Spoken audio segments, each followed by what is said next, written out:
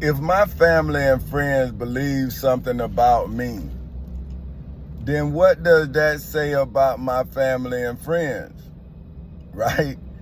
If they believe something somebody doing to me, but they don't believe me, then how does that say something about me and don't say nothing about them? See, I'm saying, how can you say you care for me when you won't listen to me? Right? So, but if you know something happening to me, but you taking up counsel with yourself, then how are you not like those for whom took up counsel against Jesus? See what I'm saying? Because you still hurting me with your opinion, just like they hurt Jesus with their judgment. See, you must understand that the post office lied on me. Bill Hurd Chevrolet lied on me. The judges lied on me. Now, if it is a God in heaven, and they say that God don't put more on you than you can bear, right? Then why is your God allowing them to lie on me while you watching? So if you supposed to be the eyes of your father, because according to Matthew 10, it says that when someone is being persecuted the way I am, then God is now speaking, right? So if that's the case, and you as a religious person read the Bible to show yourself approved, then why are you approving of a crime being committed in the court of law?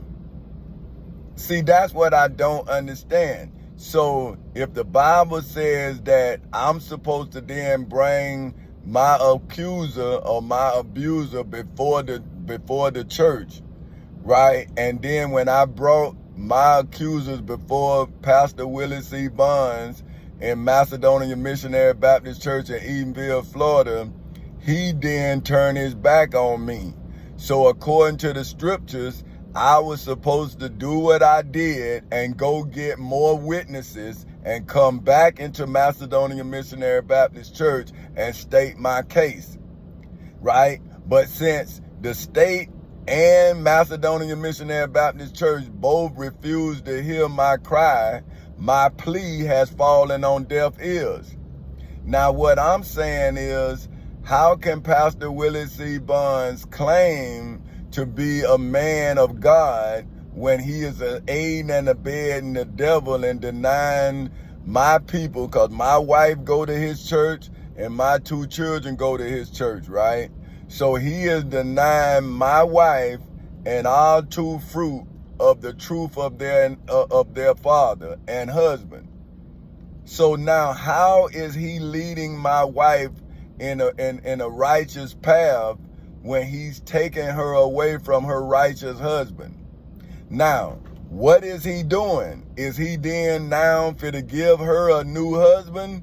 Now, how is that from God if this man here has conspired against her husband? So wouldn't Pastor Willie C. Bonds now be in the image of David, right? Didn't David send his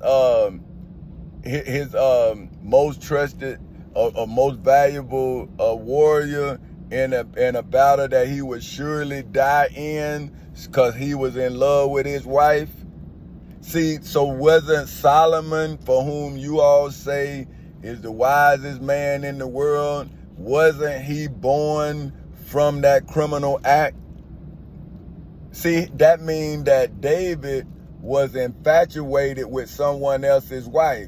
So according to the 10 Commandments, did not David coveted that his warrior's property, his wife, his woman? And then that man being loyal to David, David used the loyalty of that man and let that man die for him in vain. So now, isn't that why God took David's kingdom from him and Jesus was born in a manger? Do y'all not see how the sins of the father is passed on to the children for 3 or 4 generations? That's why Jesus was born in a manger.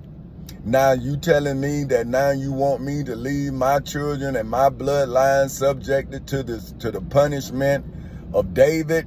So now my great-great-great-grandson will be born in a manger like David's great-great-great-grandson, for whom name is Jesus of Galilee of Nazareth of Galilee, was born in a manger because of the sin of David, because he coveted after a woman. So is that not the same as Adam? See, what's the difference between Adam, David, and Abraham? They made their wives the main character in their disobedience to Jesus, God, or whomever. Because if David is the great-granddaddy of Jesus of Nazareth of Galilee, did he not fail Jesus? Did he not fail King Solomon when he then had to do what he did to get a woman? So now, if that woman was someone else's woman, did not God grant that woman to that warrior for being a obedient warrior to David?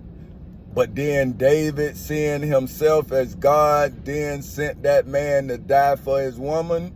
Wouldn't David then be the serpent? And then wouldn't that man be Adam?